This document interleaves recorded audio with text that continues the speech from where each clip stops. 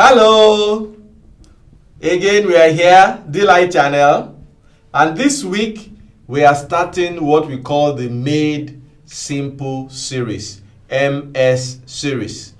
Now, like I promised last week, we are moving off the conceptual one and we want to get into more real life, practical, operational, something that can speak to exactly where you are right now. Now, because I'm not God and because we can't be everywhere every time, it's most likely that not everything you will hear in this series will be speaking to where you are right now. But never mind, ultimately we'll get to something that speaks to yours.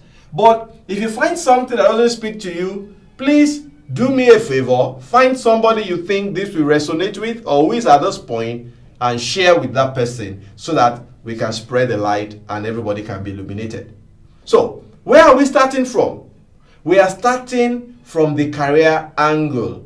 And why am I starting from that? For most people, I believe that you are likely to be at some point in your career journey.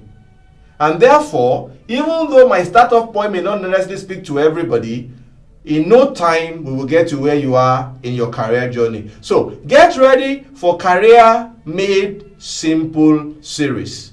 And to attack this for this episode, I am going to attack it from 3 possible points, and I'll see how far I can go this week. Number 1 is, how do you choose?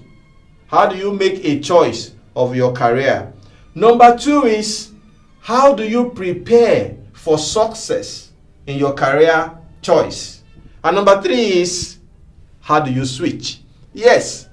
You see, most of you think that because you've gone to school to study this or study that, or because you are currently in school studying this or studying that, you are sentenced to a particular career path, and many of you may not even like what that looks like. What am I saying? Are you currently in the university and you are pursuing a course of study? Maybe that is not even necessarily your choice. Maybe it's a matter of there is no doctor in this house and you are the doctor. Or there is no lawyer in this house and you must be the lawyer. Or daddy wants you to be an accountant because he has an accounting practice. Or mommy wants you to be a pharmacist because she's currently having a pharmacy practice.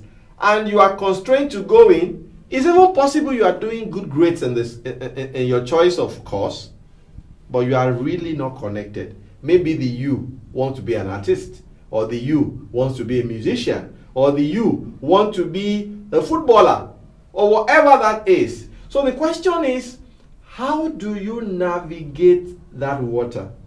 Now, I would like to share a few principles with you. I want to focus on how do you make career choices.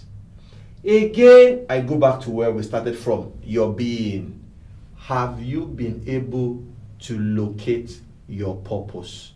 What is your purpose? That is the question you need to answer. Because once you can answer the purpose question, then locate what part of that purpose gives you the highest energy. What's your passion?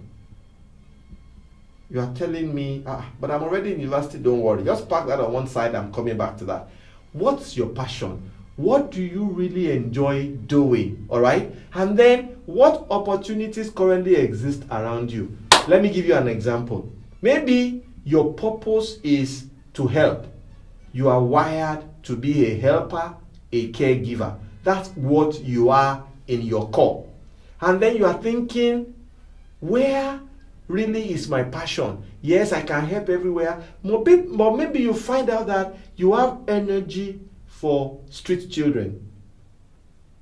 The people we call area boys, these guys who are on the street for whatever reason, problem with family, problem with parents, problem with finances, whatever, you have energy, you have passion for them on the street. Now, remember, you've located your purpose, you have identified your point of passion, then you are looking. Are there opportunities around? Now, put these 3 together and let them be a building block. Because whether you are currently in school or you are out of school waiting to get a job, or you are currently in employment, if you are not sure of what choices you need to make of your career, if you can check these 3 boxes, then you are on your way there. But if you are currently in school, what do? This is what you need to do. Number 1, now, I may not be able to speak to all your scenarios. If you have a peculiar scenario, please write to me how we can engage that scenario based on the specifics of your situation. So what I'm trying to share are more like the general umbrella view that hopefully you can find something underneath it that will work for you. So if you are currently in school, number 1 thing you need to find, no matter how hard it is focus on your studies. Whether you will pursue that line or not is immaterial. But whatsoever your hand finds to do, what should you do? Do it with all your mind. Don't settle for a pass. Don't settle for a second class lower. Don't settle for a second class upper. Aim at the first class.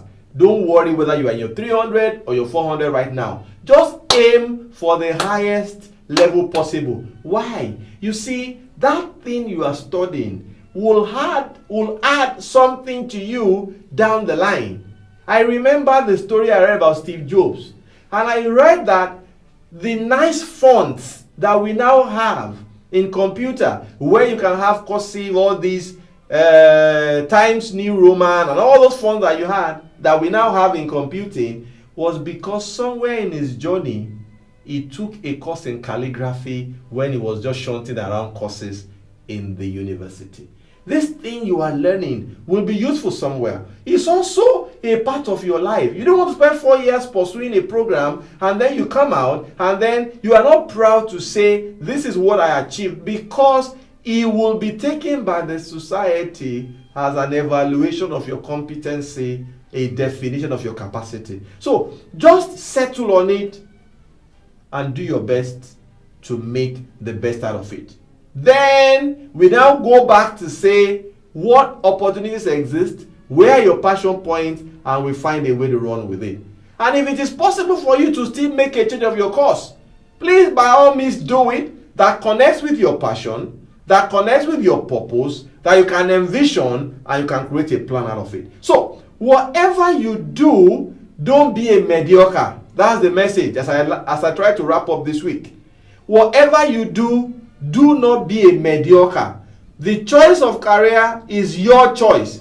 Circumstances around you may make it impossible for you to start where exactly you would like to start, but that doesn't have to be the end, and it doesn't have to be the sentence. So, how do you prepare? How do you switch? I will touch on this point next week as I continue to delve deeper into the Career Made Simple series.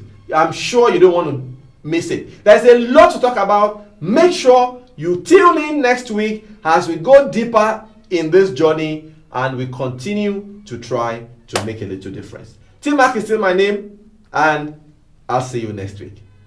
Bye.